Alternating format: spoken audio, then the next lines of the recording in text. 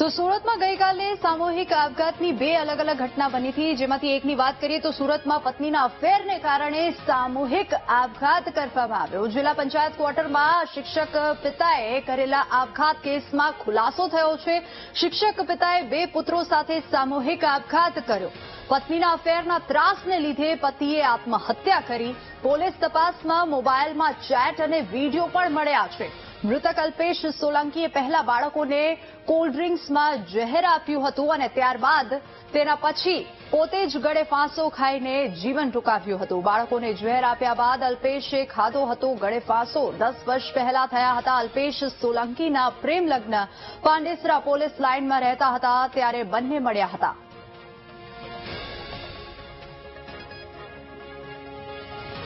તો વધુ વિગતો સાથે સંવાદદાતા ધ્રુવ આપણી સાથે લાઈવ જોડાઈ ગયા છે। ધ્રુવ, ગઈકાલે જે ઘટના ઘટી હતી સામૂહિક આપઘાતની, હવે એમાં ખુલાસો થયો છે કે પત્નીના એક્સ્ટ્રા મેરિટલ અફેરના કારણે પતિએ આ પગલું ભર્યું છે। શું વધુ વિગતો?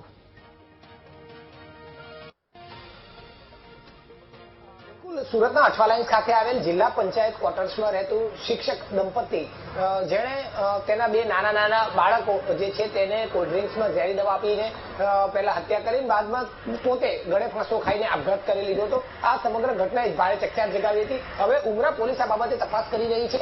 ઉમરા પોલીસ સ્ટેશનમાં જે છે તે તપાસ કરતા એવું જાણવા મળ્યું છે કે આ જે આપઘાત કરનાર જે અલ્પેશભાઈ હતા, અલ્પેશ સોલંકી, અને તેમના જે પુત્ર હતા તેમાં એક જે તેમના પત્ની જે છે ફાલ્ગુનીબેન સોલંકી, તેનું અન્ય વ્યક્તિ સાથે જે છે તે અફેર હતું ને તે છેલ્લા 1 મહિનાથી માથાકૂટ ચાલી રહી હતી।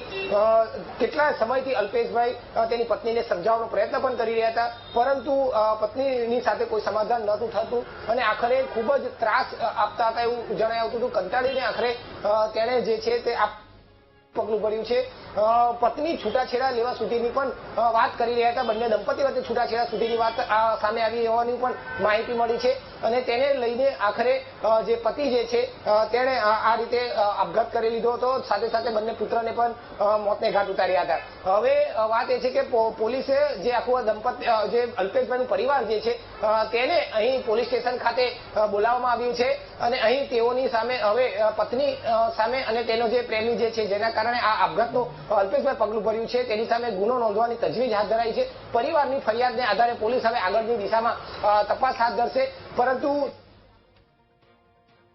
તેમાં હવે વાત કરીએ તો સુસાઇડ નોટ પણ મળી છે ને સુસાઇડ નોટ જે છે તે બાળક જે વિદ્યાર્થી જે હતા તેના બાળકના સ્કૂલ બેગમાં મૂકી હતી અને તે અંગેની જાણ તેને મળતા પહેલા તેના ભાઈને કરી હતી અને તેના ભાઈએ આ સુસાઇડ નોટ કબજે કરી છે। સુસાઇડ નોટ પોલીસને આપી છે। પોલીસ હવે સુસાઇડના નોટના આધારે આગળની તપાસ હાથ ધરી રહી છે, પરંતુ મોટી વાત એ છે કે એક્સ્ટ્રા મેરિટલ અફેરની વાત સામે આવી છે અને આ એક્સ્ટ્રા મેરિટલ અફેરના કારણે જે પત્ની એના ત્રાસથી આ જે પતિએ આપઘાત કર્યો છે ને તેના નાના નાના જે બાળકો જે છે તેને પણ કોલ્ડ ડ્રિંક્સમાં ઝેરની દવા આપીને મોતને વાલું કરાવ્યું છે।